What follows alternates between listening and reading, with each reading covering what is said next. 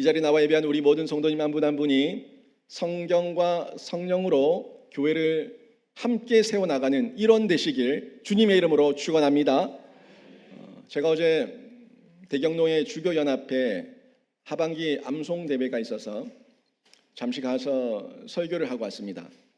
그때 제가 아이들에게 짧은 메시지를 전했는데 잡았던 제목이 말씀으로 찾는 비전이었습니다. 비전 여러분 많이 들어보셨을 건데 비전은 누구나 다 볼 수 있는 걸 보는 게 비전이 아니라 누군가는 보지 못하는 것을 볼 수 있는 능력이 비전입니다. 다 보는 걸 본다는 것은 그냥 일반이죠. 하지만 누군가는 보지 못하는 걸 내가 본다면 그거는 능력이고 나만 가지고 있는 사명이고 비전이 될 수가 있습니다. 그래서 우리 아이들이 암송을 하는 중에 그 암송을 통해서 세상이 보지 못하는 천국을 보라고. 천국은 밭에 감추인 보화 같은데 그 보화를 발견한 사람은 그 천국이 비전이 돼서 그 천국을 향해 달려가고 또 사명 감당하며 또 살아내지 않습니까? 그런 아이들이 되기를 바란다는 메시지를 우리 아이들에게 또 부모들에게 성도들에게 전달하고 왔습니다. 우리 그리스도인과 세상에 예수 믿지 않는 사람들이 다르게 보는 한 가지가 있습니다. 세상 사람들은 나는 죄인이 아니라고 얘기합니다. 그런데 우리 믿는 그리스도인들은 내가 죄인이라고 얘기합니다. 우리는 죄인입니다. 제가 로마서 1장에서 7장까지 말씀을 일전에 강해를 했는데 그때 강해를 할 때 제가 여러분에게 수차례 강조했던 메시지가 있습니다. 복음이 복음되기 위해서는 예수가 나의 메시아가 되고 그리스도가 되고 구원자가 되기 위해서는 내가 죄인이라는 것을 인정하는 것이 먼저라고 제가 수차례 얘기했습니다. 내가 죄인인 것을 인정하지 않으면 예수가 필요 없습니다. 복음이 필요 없습니다. 아니 내가 죄인이 아닌데 나에게 구원자가 왜 필요하며 내가 죄인이 아닌데 내가 뭔 죄를 지었다고 내가 그 예수를 의지해야 되냐 이렇게 얘기해버리면 더 이상 진척이 없습니다. 발전이 없습니다. 내가 죄인이라는 걸 인정하게 될 때에 그때부터 예수가 필요하고 예수를 찾게 되고 예수를 의지하게 되는 그 시작점에 서게 되는 겁니다. 저도 죄인입니다. 여러분도 죄인입니다. 우리 모두는 아직도 죄인이지만 의롭다 여김 받은 죄인입니다. 분명히 죄인이지만 하나님께서 나를 보지 않고 나를 덮어버리셨어요. 예수로, 예수의 피로. 그래서 우리를 의롭다고 여겨주시는 은혜를 칭의를 받았다고 제가 여러분에게 교리적 내용을 수차례 강조하며 말씀을 드렸습니다. 하지만 우리 안에 아직 죄성이 있습니다. 그래서 이 죄인이라서 우리가 내 죄인됨을 가끔 잊어버릴 때가 있고요. 내 죄인됨을 또 잊어버리고 보지 못할 때가 있는데 그럴 때마다 하나님이 나를 버렸다고 우리를 버렸다고 오해를 할 때가 많이 있습니다. 또 내가 죄인인데 내가 죄인이라서 나에게도 죄가 있고 나에게도 문제가 있는데 성경에서는 우리 안에 있는 것은 들보고 상대방에 있는 것은 티라고 얘기하는데 내 안에 있는 이 들보 같은 문제는 보지 못하고 상대방에 있는 티의 문제만 보면서 상대가 문제라고 늘 상대방을 비난하고 지적하고 상대방을 공격할 때가 많이 있습니다. 그리고 하나님의 말씀이 우리에게 들려지는데 그 말씀이 틀린 게 아니거든요. 그 말씀이 맞아요. 맞는데 나에게 그 말씀이 이해되고 해석되고 적용되지 않으니까 하나님 말씀이 틀렸다고 하나님이 내 상황을 몰라서 그렇다고 하나님께서 이 환경을 이해하지 못해서 그렇다고 하나님 말씀은 너무 편협하다고 얘기하며 하나님의 말씀이 틀렸다고 고집할 때도 있습니다. 그래서 이 편협한 우리들의 이 잘못된 시각, 가치관이죠. 세계관이죠. 내가 죄인이라는 걸 인정하고 예수 그리스도를 만났는데 이 자라가는 과정 중에 여전히 내 안에 죄성이 또 발현을 하면은 또 금세 하나님을 잊어버리는 망각, 하나님을 잊어버리고 하나님을 없다 하고 또 금방 하나님을 배신하는 이 배은망덕, 이런 모습이 우리 안에 있다고요. 그런데요, 우리 하나님께서 이런 우리를 포기하지 않으시고 여전히 사랑하셔서 우리에게 다시금 돌아올 기회를 준다는 거예요. 이게 은혜예요, 은혜. 지난 금요일에 박태호 성자님 오셔서 이 연단에 대해서, 사방의 우겨쌈에 대해서, 여러 가지 이 불환란에 대해서, 하지만 그 가운데서도 계속 단단해지고 더 견고해지고 하나님께서 주신 사명을 향해서 선교의 지경을 또 넓히며 또 일어서는 그 이야기를 잠시 우리에게 전해주지 않았습니까? 그때 저도 참 은혜가 많이 되고 도전이 많이 됐습니다. 그러면서 제 자신을 돌아보는 거예요. 저도 죄인이라고요. 저도 많이 맞았어요. 저도 연단을 많이 받았고 앞으로 연단 많이 받을 거예요. 연단 받을 만한 그런 연약함이 제 안에 있다는 걸 제 스스로가 알기 때문에 저도 연단을 많이 받는 중에 다듬어지고 또 하나님께서 정금같이 나오게 하실 것을 기대하고 있습니다. 그 중에 여러분도 마찬가지 아닙니까? 여러분이 완벽합니까? 여러분이 다 이뤘습니까? 여러분의 모든 것이 의로 똘똘 뭉쳐져 있습니까? 우리 안에 있는 불의가 있고 우리 안에 있는 죄가 있고 우리 안에 있는 연약함이 있지 않습니까? 그거를 내가 못 본다고요. 우리가 이기적이라서 우리가 편협해서 내 모습과 내 죄를 인정하는 게 너무너무 힘들다고요. 그래서 그거를 하나님께서 이 직면시키셔서 인정하게 하시기 위해서 우리에게 광야도 걷게 하시고 황무지도 걷게 하시고 연단의 시간을 통해서 그 신앙 여정 가운데 편협한 우리를 보는 기회를 우리에게 제공하고 있다는 것을 저희가 확인할 수가 있습니다. 여러분, 언제나 그렇듯이 하나님은 틀리지 않았습니다. 하나님의 말씀은 틀리지 않았습니다. 진리를 알지니 진리가 너희를 자유케 하리라. 진리는 변함이 없는 게 진리입니다. 그런데 변하는 건 뭐예요? 변하는 거는 나의 모습이에요. 나의 모습. 내 모습이 변하고 있는 거죠. 하나님께서 우리에게 베푸신 그 은혜, 복음의 생명력은 여전히 변함이 없는데 하나님의 그 은혜와 사랑을 우리가 온전히 깨닫지 못해서 자꾸 변함없는 은혜와 변함없는 복음과 변함없는 생명력을 왜곡해서 보는 거예요. 어떤 상황이 이걸 왜곡하게 만듭니까? 이 감정이에요. 내 마음이에요. 내 심령, 내 마음, 내 감정, 그리고 각 사람에게 다 다른 이 상황 속에서 너무너무 다르게 너무너무 왜곡되게 생각을 하며 하나님도 상황도 환경도 이웃도 교회도 이 모든 여러 가지들을 좀 편협하게 왜곡된 모습으로 이해를 할 때 이럴 때 결국 우리에게 나타나는 열매는요 성령의 열매가 아니라 가시나무 열매예요. 제가 지난주에도 오후 시간에 보여드렸잖아요. 업그레이드된 색으로 나옵니다 얘기하면서 십자가 있고 그 위에 해가 있는데 현실 상황은 아주 뜨겁게 내리쬐입니다. 우리를 말려 죽이려고 해요. 우리를 태워 죽이려고 해요. 그래서 죽을 지경이에요. 하지만 십자가에서 흘러나오는 물된 동상 같은 그 생명의 대하에 우리가 심겨지면은 그곳에서는 성령의 열매를 맺으며 과실수가 되지만 그 생명의 대하, 생명의 강줄기에 심겨지지 않으면 그냥 아무것도 없는 미움, 시기, 질투, 모든 것이 부정, 모든 것이 공격, 모든 것이 선전, 모든 것이 선동, 모든 것이 비난, 이런 어떤 가시, 꽂히면은 찌르고 꼬집고 아프게 하는 이런 가시나무의 모습만 드러낼 수밖에 없다는 거죠. 문제는 뭐예요? 문제는 하나님의 말씀이 문제가 아닙니다. 복음이 문제가 아닙니다. 내 심령이 문제고 내 마음이 문제고 내 상황이 문제라는 거예요. 똑같은 말씀을 들어도요 누군가에게는 그 말씀이 큰 은혜가 되고 도전이 되는 말씀으로 들려지기도 합니다. 하지만 누군가에게는 이 심령이 상하고 마음이 완악해지고 상황에 집중하고 있으면은 그저 그 말은 나를 이해하지 못하는 잔소리에 불과하고 내 상황을 이해하지 못하는 편협한 소리에 불과하고 그건 그거고 나는 나다 이런 입장에서 온전한 이해와 해석이 적용이 일어나지 않는 그런 모습으로 우리가 가시나무의 열매를 맺을 수밖에 없는 거죠. 이 모습을요 우리 예수님께서 너무 잘 파악하셨어요. 간파하셨죠. 간파하시고 예수님께서 우리에게 마태복음 13장에서 씨 뿌린 자의 비유를 우리에게 말씀하셨어요. 씨는 변함이 없거든요. 그 씨가 문제입니까? 그 씨는요 다 생명력이 있는 씨예요. 그 씨를 내가 어떤 밭으로 받았느냐, 어떤 마음 상태로 받았느냐에 따라서 열매를 맺을 수 있는가, 아니면 타 죽는가, 아니면 빼앗기는가 하는 이 모습들로 드러나는 거죠. 길가에 떨어지면 밟혀 죽여요. 새들이 와서 먹어요. 얇은 돌가에 떨어지면 씨 뿌리가 내리는 것 같지만 금방 막혀서 죽어요. 가시떨기에 떨어지면 가시떨기 때문에 자라질 못해요. 좋은 땅에 떨어질 때에만 그때만 그 씨가 30배, 60배, 100배의 결실을 맺는다고 하는데 씨는 변함이 없습니다. 씨는 말씀이고 예수의 생명력이에요. 그런데 내 마음이 좋은 땅이기도 했다가 어떨 때는 길가가 됐다가 돌밭이 됐다가 가시떨기가 됐다가 내 마음이 요동치니까 그 가운데서 우리가 지속적인 열매를 맺지 못하는 어리석은 모습으로 살아갈 때가 많이 있다는 거예요.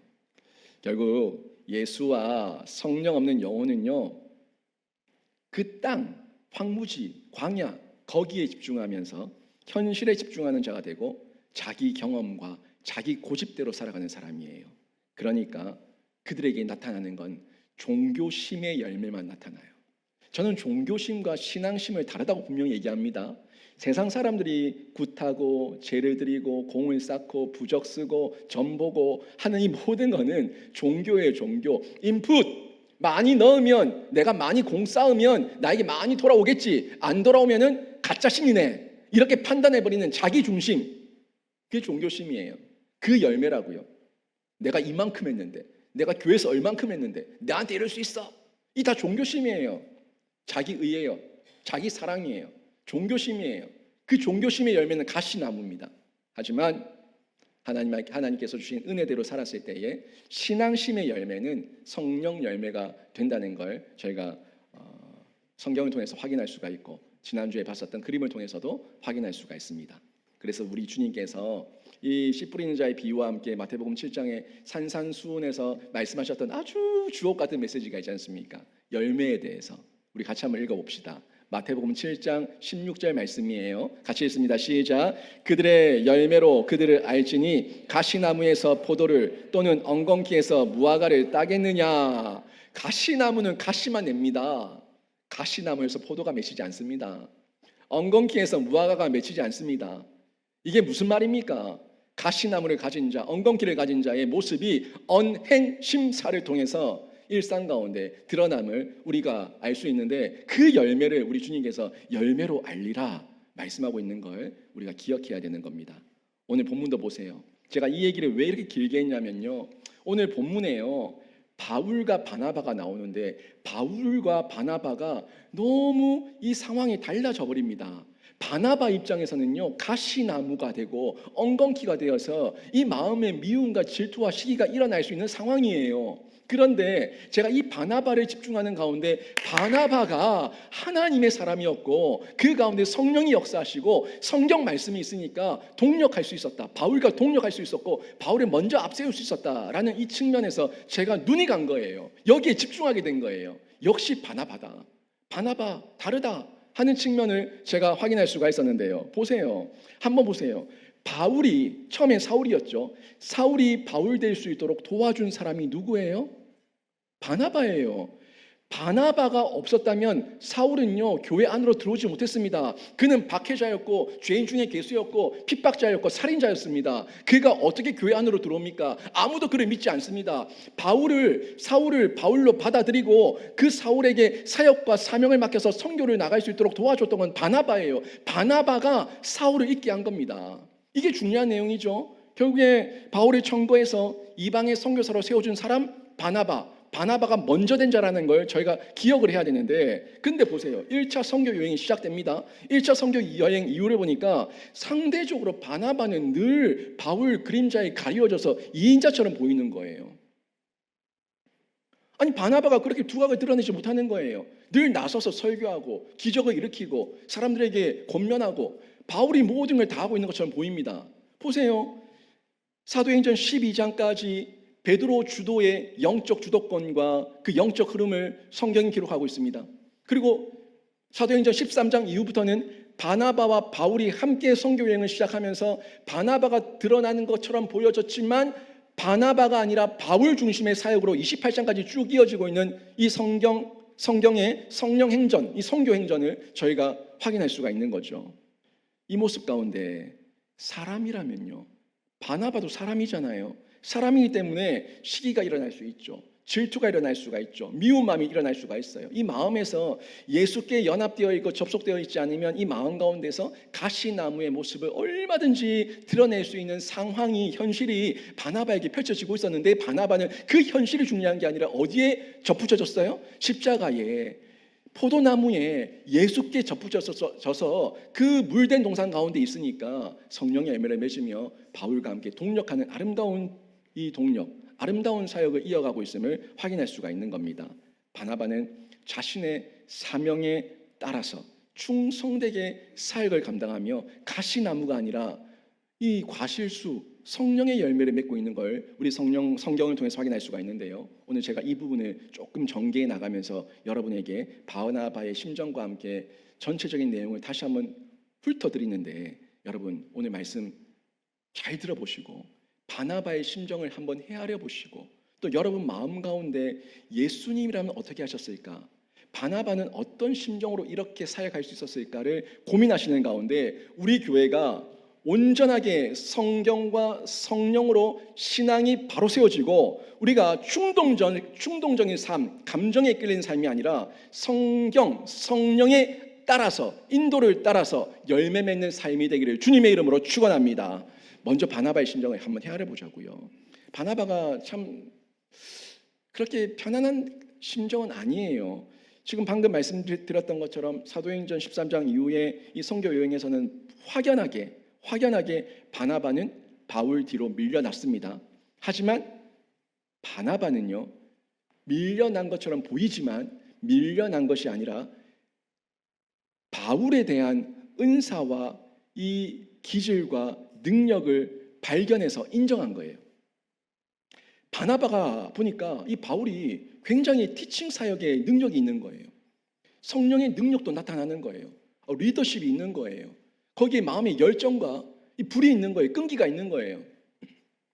이런 모습들을 바나바가 보고 성경에서 마태복음 19장, 마태복음 20장 곳곳에 나오는데, 나중된 자가 먼저 되고 먼저 된 자가 나중된다고, 자기가 봤을 때도 예수님 말씀 그대로 나중된 사울이었고 바울이었지만 이 나중된 자가 먼저 될 수 있구나라는 측면에서 도전을 받고 그에게 그 사역을 맡기는 거예요. 인정한 거예요. 자발적으로 바울을 앞세운 겁니다. 지난주도 보세요. 지난주에 구브로에서 첫 번째 1차 선교 여행, 선교 사역이 시작되지 않습니까? 그때 이 바울이 이 마술사 엘로마의 공격 가운데 경고를 하면서 이 엘로마가 맹인이 되는 이런 이적이 나타났습니다. 그 사건을 통해 가지고 바나바가 본 거예요. 이야, 이 바울에게 성령의 역사와 기적이 나타나구나 하는 걸 보면서 성령의 사도임을 인정하게 된 거죠. 거기다가 그가 또 이 서기오 바울, 총독이었던 서기오 바울에게 이 복음의 메시지를 증거하는데 그의 언변과 그 복음 전파의 능력이 굉장하다는 것을 본 거예요. 그리고 결국 총독 서기오 바울이 회심하고 주께로 돌아와서 첫 번째 선교 여행의 열매가 되지 않습니까? 이 역사를 보면서 이 바나바는 질투를 한 게 아니라 바울을 앞세워서 먼저 이 사역을 감당하게 해야겠다는 이런 마음에 감동을 받은 거죠. 그런데 이걸 우리가 성경적으로 성령 안에서 긍정적으로 이해를 하면 이렇게 아주 좋게 볼 수가 있는데, 인간적인 생각에서 한번 보자고. 인간적인 생각. 방금 얘기했던 것처럼 바울을 바울 되게 한 거는 바나바 때문입니다. 그런데 바나바 입장에서는 이 심정이 어떻게 했냐는 거예요. 영적 주도권이 바울에게 넘어가 버렸어요.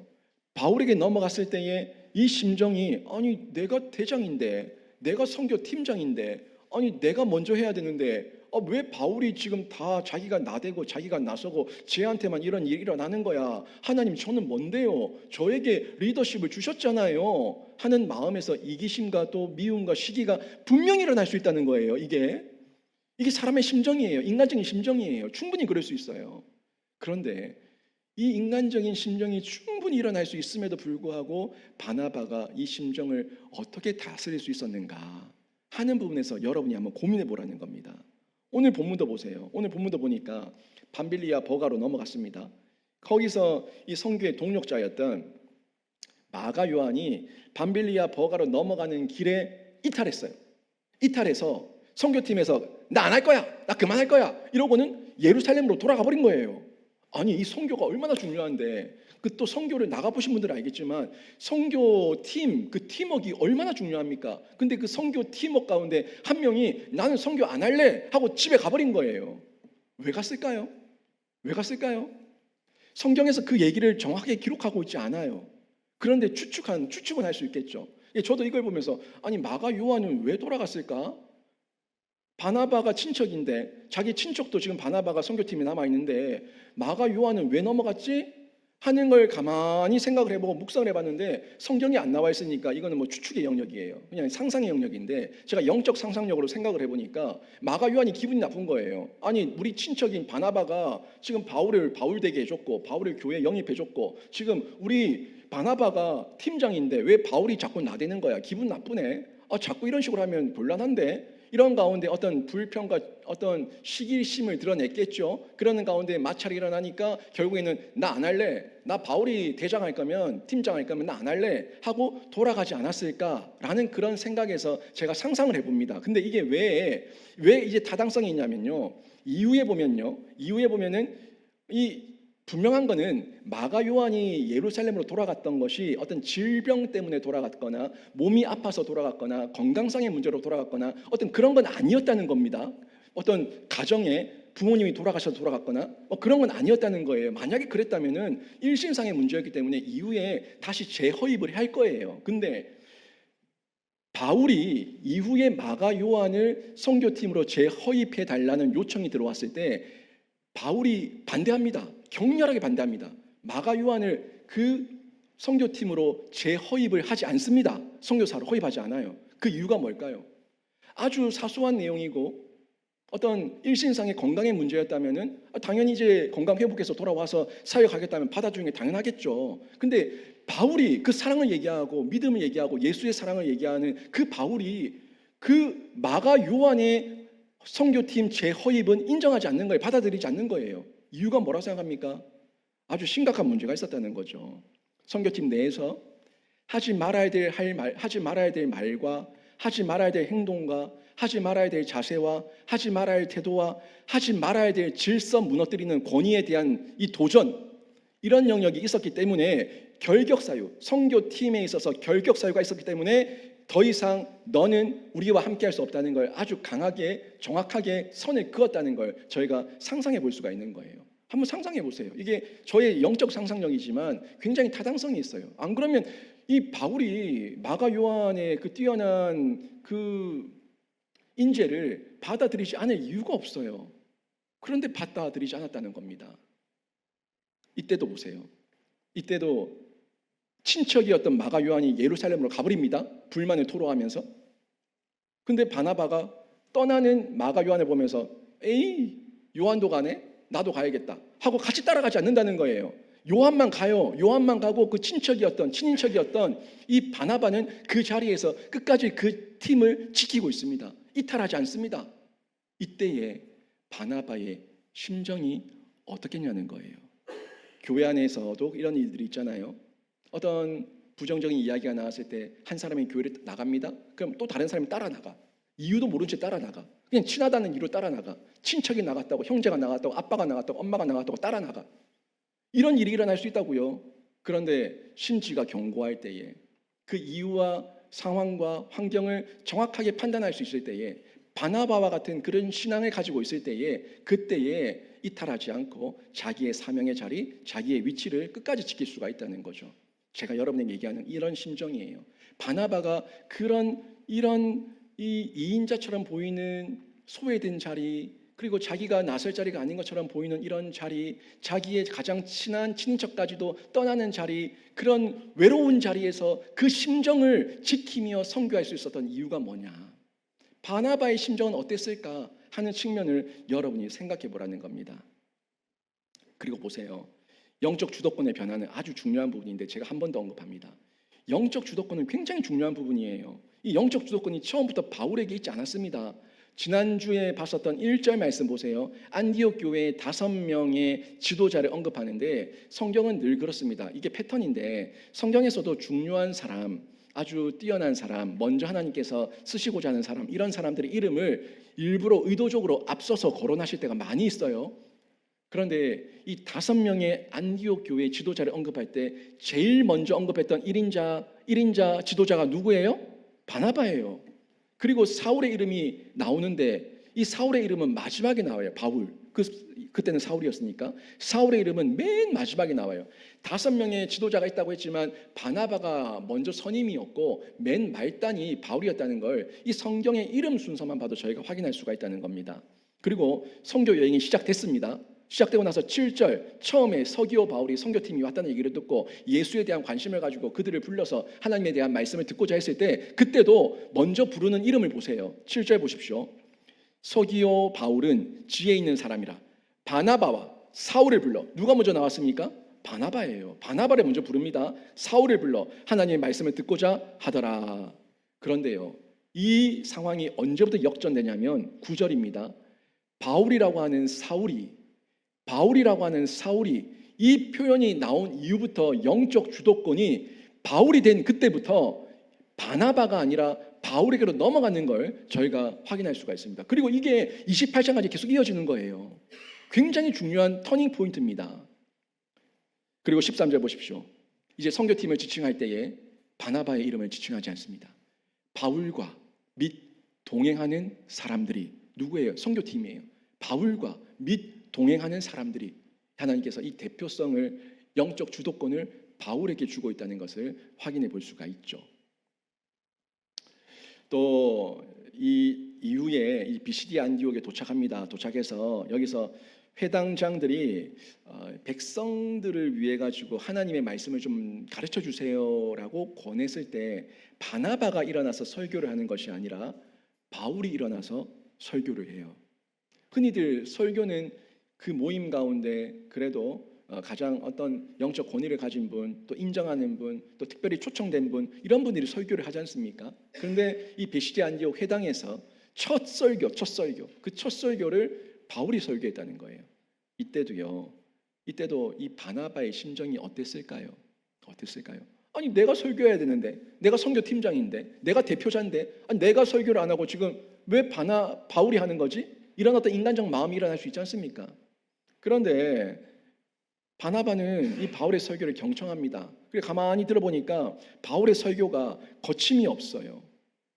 거침이 없고 또 자신이 깨달은 진리를 있는 그대로 전하려고 하는 강렬한 열정이 불이 있다는 걸 이 바나바도 느끼는 거예요. 그때 이 바나바는 나타나는 표현이 인간적이지 않았습니다. 시기하고 질투하고 바울을 공격하지 않고요.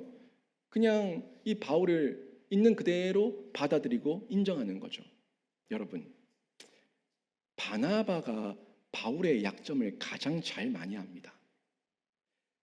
바나바가 바울이 사울이었을 때 어떤 인간이었는지 제일 잘 안다고요. 그런 그를 데리고 와서 변호해주고 그를 교회에 청구하고 교회 일원 되게 한 사람이 바나바이기 때문에 바나바는 바울의 약점을 아주 잘 알고 있습니다. 바울이 어디가 연약한지, 어떤 약점이 있는지, 과거에 어떤 죄가 있는지, 과거에 어떤 짓을 했는지 가장 잘 알고 있어요. 그러면 화가 난다면, 시기가 생긴다면, 이 마음에 원망이 생긴다면 여러분, 바울의 말을 들을 것이 아닙니다. 이 사람이 과거에 어떤 사람인 줄 압니까? 이 사람은 죄인 중에 개수고, 이 사람은 박해자고 핍박자고 살인자고, 예수 믿는 사람을 옥에 가뒀던 자고, 스데반이 죽을 때 옷을 지켰던 자고 라고 얘기하며 그의 모든 과거를 들춰서 바울을 공격할 수도 있어요. 이 마음에 미움만 있다면. 사실 사람이 누군가를 향해서 공격할 때 사랑하는 마음으로 합니까? 미워하는 마음으로 합니까? 보통은 싸우자고 할 때 덤비고 분을 내고 언성을 높일 때는 미운 마음이 앞서니까 그 사람을 향해서 공격하는 거예요. 근데 바나바, 분명히 인간적으로는 그 현실 상황으로는 바울을 미워할 만한 상황이 너무너무 많았음에도 불구하고 그 마음이 물된 동산, 십자가에 물된 동산, 그 십자가의 대하, 십자가의 강가에 그 나무가 꽂혀져 있으니까, 그 심령이 꽂혀져 있으니까 그런 시기와 질투의 반응이 아니라 도리어 바울을 격려하며 바울을 지지하며 바울을 도와줍니다. 바나바는요, 바울의 설교를 열심히 들었습니다. 그 설교로 인해서 이방인들과 유대인들 사이에 충돌이 일어납니다. 그 충돌이 일어나서 유대인들이 바울을 향해서 공격합니다. 그때에 나쁜 인간이었다면 잘 만났다, 이 기회다, 이 기회를 잡아서 내가 바울을 끌어내려야겠다라고 생각하며 유대인들과 합세해서 바울을 공격할 수 있죠. 하지만 그때의 바나바 행동을 보십시오. 바나바는 바울과 함께 일어납니다. 바울과 함께 일어나서 담대히 바울을 돕습니다. 말씀 볼까요? 46절 말씀이에요. 바울과 바나바가 담대히 말하여 이르되 하나님의 말씀을 마땅히 먼저 너희에게 전할 것이로되, 누구에게? 유대인이에요. 마땅히 너희에게 전할 것이로되 너희가 그것을 버리고 영생을 얻기에 합당하지 않은 자로 자처하기로 우리가 이방인에게로 향하노라. 지금 이 모습을 통해서 바나바는 바울과 헤어질 마음이 전혀 없고 그와 함께 일어났고 함께 이방인으로 향하겠다는 이 마음의 결단이 있다는 것을 확인할 수가 있습니다. 결국 이 내용을 통해서 바나바가 이인자처럼 보였고 가만히 있었지만 인간적으로 위축된 것이 아니라 하나님께서 영적 권위와 질서를 이번 선교에서 바울에게 주셨다는 것을 인정하고 하나님께서 세우신 질서에 순종하고 있었다는 걸 저희가 확인할 수가 있는 거죠. 이게 진짜 교회를 세우고 전도와 선교를 감당하는 교회의 일원된 성도들의 모습이에요. 여러분, 은사대로 사역하는 거예요. 은사대로 사명 감당합니다. 은사대로 사명 감당하며 은사대로 서로 존중할 때에 그때에 순종이 일어나는 거예요. 우리 식당에서 일하시는 우리 권사님들, 저는 죽었다 깨어나도 거기 가서 그렇게 일 못합니다. 우리 배상민 집사님, 또 상빈이, 그리고 우리 강은 전사님 앞에서 기타 치고 찬양하고 드럼 치고 선곡하고 또 이 찬양팀 가르치고, 저는 못합니다. 다 은사대로 하는 거예요. 은사대로 하는 거예요. 그 은사들이 다르지만 목적이 하나이기 때문에 같이 모여졌을 때 화음이 되는 거예요. 그게 교회예요. 내가 가진 은사, 내가 가진 기질, 내가 가진 이 사역만이 중요한 게 아니라 모든 사역이 중요한데 그 사역이 어우러졌을 때에 선교적 교회로 사역을 감당하며 하나님 나라를 확장해 나갈 수가 있는 겁니다. 그게 순종이에요. 그게 질서에 대한 순종이에요. 다만 하나님께서 그 순종을 가르치기 위해서 말씀을 주셨는데, 이 말씀이 기준이니까, 말씀이 캐논이니까 이 말씀을 가르치라고 저를 세웠어요. 그래서 여러분이 저를 존중하는 건데 저 인간 김효진을 존중하는 게 아니라 제가 전하는 하나님의 말씀에 대한 존중을 여러분이 보이는 거예요. 저는 여러분에게 받을 만한 그런 인간이 아닙니다. 저는 존중받을 만한 그런 가치도 없고요, 그런 자격도 안 됩니다. 다만 하나님께서 저에게 이 교회에서 말씀을 전하는 권위를 주셨고 말씀을 전하는 위임을 하셨고 말씀을 전하는 그 자리에 서게 하셨기 때문에 저는 말씀을 있는 그대로 전달하고 여러분은 그 말씀을 아멘으로 받는 가운데 그 말씀이 왜곡되지 않기 위해서 기도하고 그 말씀에 대한 순종과 존중으로 저를 대하는 것뿐이에요. 저 또한 여러분의 한 모습이 그 누구의 사역도 하찮지 않고 그 누구의 사역도 필요 없는 사역이 없고, 하나님께서 이 교회를 세워나갈 때에 이렇게 화음을 내게 하셨으니까 한 분 한 분의 사역들이 다 존중하고 고귀하고 귀중한 사역이라고 인정하면서 저 또한 그 질서에 순종하는 거죠. 그 질서가 바로 세워질 때에 우리 한국교회가, 우리 선교가 계속해서 확장될 수가 있는데, 이런 선교, 이런 교회를 계속해서 해나갈 수 있도록 여러분 안에, 우리 안에, 제 안에 성경과 성령이 충만하기를 주님의 이름으로 축원합니다. 그리고 이 바나바가요, 설교를 듣는 가운데 바울의 설교를 인정하지 않을 수가 없는 거예요. 신구약의 핵심을 있는 그대로 전하고 있거든요. 누가? 바울이. 자기가 들어도 바울이 바리새인 중에 바리새인이고 가말리엘 문화에서 공부했던 자인데 이 사람이 신구약이 꿰뚫어지고 나니까 보배가 되어서 주옥같이 꿰어져서 너무너무 명확하게 메시지를 전하니까 거기에 토르될 게 없는 거예요. 내가 하는 것보다 더 낫다 하는 걸 바나바 스스로 인정하는 겁니다. 그 지금 내용이, 이 바울의 설교가 굉장히 주옥 같은데 16절부터 42절까지 쭉 이어지는 내용, 이 내용이 비시디아 안디옥에서 선포된 바울의 설교예요. 여러분 오늘 읽지는 않았습니다만 여러분 한번 찬찬히 한번 읽어보세요. 진짜 찬찬히 한번 읽어보시면 이게 신약과 구약 전체를 아우르고 있네 하는 걸 발견하게 됩니다. 구약이 이해되지 않고 구약이 그리스도 중심적으로 해석되지 않으면은 지금 바울의 이 설교만 한번 간단히 읽어봐도 이 신구약이 하나였구나, 오신 예수 그리스도, 다시 오실 예수 그리스도로 그리스도 중심적으로 꿰뚫고 있다는 것을 여러분 발견하게 됩니다. 이 설교를 누가 듣고 있었어요? 바나바가 곁에서 듣고 있었던 겁니다. 지금 내용을 보니까 바울의 설교가 절대 가볍지 않은 거예요. 매우 깊은 묵상이고 신구약을 꿰뚫는 통찰이라는 것을 발견하게 된 겁니다. 그가 다메섹 사건 이후에 여러 해를 갔다가 성경을 공부하고 또 사도들을 만나고 제자들을 만나고 바나바를 만나며 훈련받고 연단받았던 시간이 있어요. 다메섹 도상에서 회심한 이후에 갑자기 바로 안디옥에 와가지고 거기서 파송받은 게 아니에요. 그 여러 해 동안 그가 다듬어지고 연단받았던 시간이 있는데 그 연단의 시간을 통해서 얼마나 깊은 성경에 대한 묵상과 성령에 대한 통찰과 또 예수 그리스도에 대해서 깨달았는지에 대한 그 내용을 이 16절에서 42절 내용만 봐도 아주 선명하게 확인할 수 있는 설교였다는 겁니다. 특히 다윗까지 이어지는 이 구약의 내용, 다윗까지 이어진 이 구약의 내용은 모든 역사에 대한 이 성찰을 우리를 그리스도 중심적으로 이끌어내는데 충분했고요. 그리스도 중심적으로 우리에게 깨달음을 줄 수 있는 메시지를 아주 선명하게 건들고 있습니다. 그러니까 이 내용을 바나바가 듣는 가운데 감동이 되는 거예요. 자기에게도 감동이 되는 거예요. 그리고 또한 보세요. 지금 사도행전 13장의 내용인데 이때는요. 사복음서 마태, 마가, 누가, 요한 이 사복음서가 완성되지 않았어요. 아직 쓰여지지 않았어요. 마태, 마가, 누가, 요한 사도행전이 이 사복음서가 쓰여지지 않았던 때인데 그런데 복음서가 기록되기 전인데도 불구하고 바울이 세례 요한에 대해서 알고 있어요. 세례 요한에 대한 사역과 또 그의 설교에 대한 명확한 이해를 가지고 있었고 또 예수 그리스도의 오심과 죽으심과 부활하심에 대해서 너무너무 잘 알고 있는 거예요. 아니 읽어보지 않았는데 성경이 완성되지 않았는데 그걸 알고 있다는 얘기는 무슨 얘기냐면 다메섹 회심 이후에 그가 제자들과 사도들과 바나바를 만나는 가운데 세례 요한에 대해서 이야기를 들었고 예수님의 공생의 사역에 대해서 자세히 듣고 배웠고 그 내용이 성경으로 깨달아지고 성령으로 깨달아져서 이 내용이 꿰뚫어졌다는 거예요. 이 관통했다는 거예요. 통찰하는 성경을 통찰하는 은혜를 체험했다는 겁니다. 그래서 이런 설교가 나올 수 있었던 거죠. 결국 바울이 전한 핵심은 딴 거 아니었습니다. 그 핵심은 일관되게 우리를 구원하시는 하나님의 구원 역사의 대장정, 그 대하 드라마의 성경 전체를 아우르고 있다는 게 핵심이에요. 이 내용을 보여주고 있었는데 이 사도행전 28장으로 선교 행전이 끝난 게 아닙니다. 우리는 이제 사도행전 29장을 써내려가고 있는 이 시대의 그리스도인들이에요.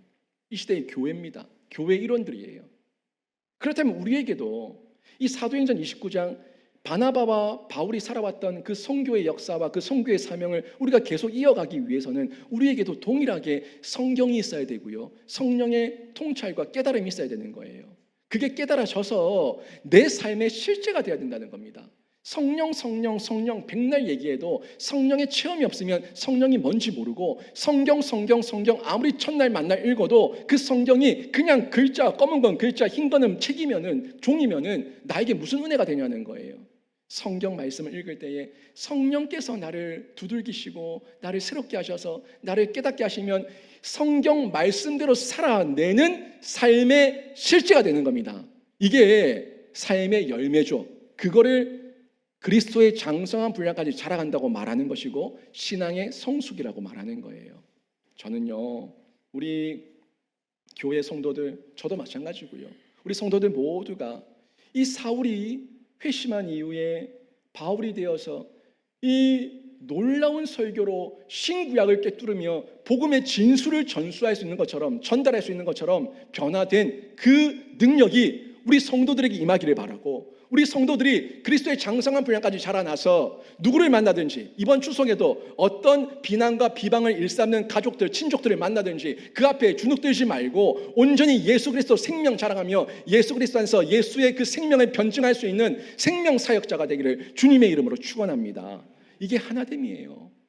바울도 바나바도 이 신구약의 핵심을 가지고 하나 되어 있었기 때문에 그들이 이탈하지 않고 헤어지지 않고 계속 그 사역을 이어나갈 수가 있었던 거예요. 물론 이후에 바나바와 바울이 갈라서긴 하지만 그 갈라섬은 복음의 확장을 위한 갈라섬이었어요.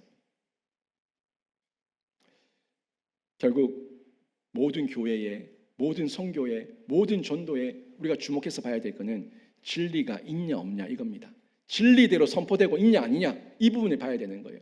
진리대로 선포되고 있으면은 그 진리가 그 심령 가운데 들어가서 그 심령의 마음을 자유케 하고 평온케 하고 회복케 하고 치유케 하고 주께로 돌아오게 한다는 거죠. 진리를 알지니 진리가 너희를 자유케 하리라. 진리는 변하는 게 진리가 아닙니다. 변하지 않는 게 진리입니다. 그 누구도 왜곡할 수 없고 바꿀 수 없는 게 진리입니다. 진리는 성경에 기록되어 있고 그 진리를 깨닫게 하시는 분이 성령이라는 거예요. 43절에서 45절까지의 이 바울의 설교를, 진리의 선포를 들은 이 비시디아 안디옥 사람들은요, 거기에 큰 감동을 받아요. 큰 감동을 받고 이 바울의 설교에 큰 관심을 보이면서 주께로 막 돌아오는데, 근데 주께로 돌아와서 큰 관심, 긍정적인 모습을 보였던 사람들은 참 신기하게 이방인들만 여기에 관심을 가진다는 거예요. 바울의 그 진리에 대한 선포에 관심을 가진다는 거예요. 이방인들에게는 신선한 관심거리였어요. 그 말씀이 너무너무 마음에 꿀송이처럼 들렸어요. 그런데요, 유대인들에게는요, 이 바울의 설교가, 진리에 대한 선포가 시비거리가 되는 겁니다. 아주 자극적인 시비거리, 듣기 싫은 시비거리. 아, 저 사람 떠들어대는 소리가 뭐야 도대체? 저 사람 왜 저런 소리를 하는 거야? 아, 신경 거슬리네, 귀에 거슬리네, 듣기 싫네. 유대인들에게는 자극적인 시비거리로 들리는 거예요. 왜 그럴까요? 왜 그럴까요? 누군가에게는 은혜가 되고 큰 관심이 되고 누군가에게는 자극적인 시비거리가 되고, 도대체 어떤 차이가 있을까요? 서두에 말했던 씨 뿌린 자의 비유 똑같습니다. 바울이 선포한 진리의 내용은 변함이 없습니다. 진리 그대로 선포한 거예요. 성경 그대로 선포한 거예요. 하지만 그 마음밭이 어떤 밭이었냐에 따라서 큰 관심을 보였는가 하면은, 누군가에는 자극적인 시비거리가 되어서 공격하고 선전하고 선동하고 누군가를 끌어내리기 위한, 쫓아내기 위한 이런 도구가 되었다는 겁니다. 바울의 설교 이후에 한 주간 동안 소문이 났어요. 온 동네에, 온 도시에 소문이 나서 이 바울의 메시지가 이 비시디아 안디옥 곳곳에 퍼져가지고 많은 사람들이 관심을 가지고, 그 다음 안식일에는, 성경 그대로입니다, 그 다음 안식일에는 그 도시 시민들의 거의 다, 그 시민들이 거의 다 모였다고 얘기하고 있어요. 성경 그대로 표현한 거예요. 비시디아 안디옥 그 시민들 거의 다 바울의 설교를 듣기 위해서 이 이방인들이 모여들었다는 겁니다. 열렬한 반응이죠. 부흥이죠. 하나님께서 막 추수를 해주시는 거죠. 사람들을 보내주시는 거죠. 근데 여기에 회방꾼이 나타나요. 이 열렬한 반응 가운데 유대인들은 싫은 거예요. 왜 싫어요? 시기가 생기니까. 바울이 말하는 것에 대해서 반박합니다. 비방합니다. 틀렸다고 얘기합니다. 우리의 전통과 우리의 율례와 우리의 법도에는 그렇게 말하지 않아. 우리는 그렇게 해석하지 않아. 유대인들은 바울에게 계속해서 반박하고 비방합니다. 자신들의 기득권을 놓치기 싫은 거예요. 이 회당은 내가 세웠는데, 이 회당에서, 아니 랍비 밑에서 공부했다고 하기에 한번 설교해보라 그랬더니 이 사람이 이 난리를 일으키네. 화가 나는 거예요. 이 회당의 주인은 우리야. 우리가 세웠다고. 근데 왜 이 사람이 나타나서 이 온 도시를 휘젓고 다니는 거야? 마음에 미움이 일어나는 거예요. 자신들의 기득권이 빼앗기는 것 같아서, 영적 주도권이 빼앗기는 것 같아서 화가 나는 거예요. 보세요. 바나바는 자신의 관심, 자신의 기득권이 빼앗길 때에 거기에 대해서 순응하며 순종하며 반응했습니다. 하나님의 질서 앞에 반응했어요. 하지만 이들은 가시나무, 부정적인 시비거리로 반응하고 있는 것을 저희가 확인할 수가 있죠. 결국 이 회당에 모여서 껍데기로는 하나님의 말씀을 나누고 있었지만 유대인들의 모습은 결국 껍데기였어요. 껍데기. 유대인들은 껍데기입니다. 껍데기도 모양이 있습니다. 껍데기도 예배합니다. 껍데기도 제사합니다. 껍데기도 성전 마당을 밟고 갑니다. 하지만 그 껍데기에는 경건의 능력이 없습니다. 그 경건의 능력이 없다는 것은 결국 열매가 없다는 거예요. 유대인들에게 경건의 능력이 없으니 경건의 열매도, 성령의 열매도 없습니다. 그러니 시기와 미움만 가득하여 선정과 선동으로 정치적 공세를 펴며 감성적 연약함을 자극하며 사람들을 회방하고 바울을 쫓아내기 위해서 급급합니다. 결국 유대인들의 말과 전통과 관습에는 하나님은 없었습니다. 자기 경험과 아집만 남아 있었고, 그 회당, 교회의 주인은 자신임을 자처하고 있었습니다. 50절 말씀을 보십시오. 결국 그들이 하는 행동입니다. 이 유대인들이 경건한 귀부인들과, 여기서 경건하다고 하는데 이 경건하다는 것은 껍데기만 경건한, 경건의 모양만 갖춘 귀부인들과 그 신의 유력자들을 선동하여 바울과 바나바를 박해하게 하여 그 지역에서 쫓아내니, 경건의 모양만 가진 귀부인 유력자, 하나님께서 찾는 사람 아니고 열매도 없습니다. 하나님께서 찾으시는 것은 경건의 모양과 함께 경건의 능력을 갖추고 지성으로 예배하며 하나님의 질서 가운데 순종할 수 있는 자를 하나님께서는 찾고 계십니다. 이 내용들을 저희가 오늘 본문에서 쭉 확인할 수가 있는데요, 다시 한번 생각해 볼 건요, 바나바와 바울은요 헬라파 유대인입니다. 이 얘기는 굉장히 중요한 내용이에요. 바울과 바나바는 예루살렘에서, 유대 땅에서 태어나서 유대 땅에서 자랐던 유대인이 아니라 디아스포라, 흩어졌던 이방 지역에서 태어난 헬라파 유대인이에요. 그런데 헬라파 유대인이기 때문에 그들은 헬라의 문화에 대해서 아주 능통합니다. 유대 문화에 대해서도 알고 있지만 헬라 문화가 이렇고 헬라인들이 이런 걸 좋아하고 또 헬라파 유대인들이 이런 걸 좋아하고 그들에 대한 이해와 그들에 대해서, 문화에 대해서 익숙하다는 거예요. 그렇다면 지금 모를까요? 정말 이들이, 바나바와 바울이 모를까요? 왜 지금 이 비시디아 안디옥 유대인들이 이렇게 화를 내고 이스럽게 선전하면서 나를 쫓아내려고 하는지, 우리들을 쫓아내려고 하는지 바울과 바나바가 모를까요? 알아요. 분명히 압니다. 자기들에게 거슬렸다는 것도 알아요. 그렇지만 이 바울과 바나바는 거기에 타협할 수가 없었던 거예요. 아니 뭘 전해야 되는 겁니까? 선교를 나왔으면, 사명자면, 말씀을 맡았으면 뭘 전해야 되는 거예요? 아닌 것을 맞는 것처럼 눈 감고 지나갈 수는 없잖아요. 말씀을 맡았으면 말씀을 있는 그대로 전달해야 되지 않습니까? 구약에서도 하나님의 책망을 받았던 선지자들이 누굽니까? 평안하다 평안하다 평안하다, 가짜 평안을 빌었던 그 가짜 선지자들이 다 하나님의 저주를 받았습니다. 여러분 정말 눈이 있다면, 성경을 1년에 2독씩 하고 있는데 정말 눈이 있다면 성경을 깊이 보십시오. 성경에 심판과 저주와 경고와 경계와 이 지옥에 대한 메시지가 많습니까? 아니면 복에 대한 메시지가 많습니까? 제가 여러분으로 대략 얘기했을 때 70대 30이라고 얘기했어요. 70%가 심판, 경고, 저주, 우리에게 주시는 아주 무서운 메시지들, 나머지 30%가 복에 대한, 평안에 대한 메시지를 얘기하는데 저는 좀 더 보면 80대 20이에요. 그만큼 하나님께서 우리를 각성시키는 메시지를 많이 전달하고 있습니다. 그런데 그 각성의 메시지는 우리 보고 그래 심판받아 죽어라, 이게 너희들의 결론이야, 그게 아니라 이 메시지를 읽고 빨리 깨우치고 돌이켜서 하나님의 사랑 안에서 이 평안과 복을 받아라는 게 하나님의 본심 아닙니까? 본심? 그게 본 마음이에요. 어떻게 말씀을 맡은 자가 없는 것을 있다고 하고 아닌 것을 진짜라고 말할 수가 있습니까? 없는 건 없는 거고 있는 건 있는 거고 진짜는 진짜예요. 있는 그대로 성경 말씀을 그대로 전하는 것, 이게 사명자의 모습입니다. 사명자는요 그렇게 말씀을 전해야 됩니다.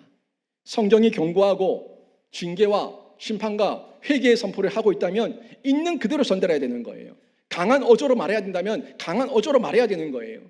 성도들이 듣기 싫어하더라도, 비시디아 안디옥 유대인들이 듣기 싫어하더라도 성경 말씀을 있는 그대로 얘기해야 된다면 있는 그대로 전달하는 게, 그게 말씀을 맡은 사명자고 이 땅에서 교회 일원으로 살아가는 우리들의 직분이고 우리들의 책임이에요. 여기에서 타협하기 시작하면 진리가 왜곡되고 진리가 변질되는 거예요. 우린 여기서 물러설 수가 없습니다. 오늘 말씀을 잘 받으시기를 바랍니다. 우리 교회와 여러분의 삶에 오늘 말씀이 잘 적용되기를 바랍니다. 내 감정이 교회를 세우지 못합니다. 내 자존심이 교회에 덕을 끼치지 못합니다. 내가 이인자가 되는 것 같아도, 내가 무시당하는 것 같아도, 내 주장이 관철되지 않는 것 같아도 그건 내 감정이지, 하나님 앞에서는 모두가 함께 쓰임받는 하나님의 동력자예요. 하나님의 동력자는 하나님의 질서 아래서 화음을 만들 줄 아는 사람이 진짜 하나님께서 귀히 쓰시는 사람이고 귀히 쓰시는 하나님의 일꾼입니다. 이번 추석에도요, 가족들 가운데에 또 신앙이 달라서, 친족들 가운데에 신앙이 달라서 또 여러분 가운데 사방에 우겨쌈을 당하는 그런 상황이 연출될 수도 있습니다. 지난 금요일 말씀을 기억하시고 그들이 우겨 싼다고 할지라도 우리는 우겨 쌈을 당하지 아니하고 우리는 넘어지지 아니하고 비난과 박해와 공격이 있어도 또 이겨내고 왜? 하나님께서 나와 함께 하시고 하나님께서 주신 맷집이 있으니까 하나님께 붙들린 맷집으로 또 이겨내셔서 여러분은 어떤 모습에서든 복음 전파의 기회로 삼으시고 바나바처럼 인내하며 사랑하며 수용하며 예수 생명 전하는 귀한 신자가 되시길 주님의 이름으로 축원합니다. 오늘 말씀 정리합니다. 바나바의 심정이 우리 신자의 심정이어야 돼요. 바나바가 어떤 심정으로 용납할 수 있었고 순종할 수 있었고 또 그 질서 앞에 반응할 수 있었는지 내 감정이 아니라 바나바의 그 하나님의 심정이 우리 신자의 심정 되기를 바라고요. 바울의 이 신구약을 꿰뚫는 통찰과 깨달음이 우리 신자의 신앙이 되어서 그리스도의 장성한 분량까지 자라가기를 바라고요. 선정과 선동 앞에서 흔들리는 자가 아니라 견고한 신앙인이 되어서 그럴 일이 없다. 그럴 일이 없다. 우리 하나님의 말씀은 유효하다. 우리 하나님의 말씀은 매이지 않는다. 이 신앙 가지고 내 감정과 내 경험이 아니라 성경과 성령으로 아름다운 교회 세워나가며 성교의 지경 넓혀나가는 우리 영신교회 되기를 주님의 이름으로 축원합니다. 아멘.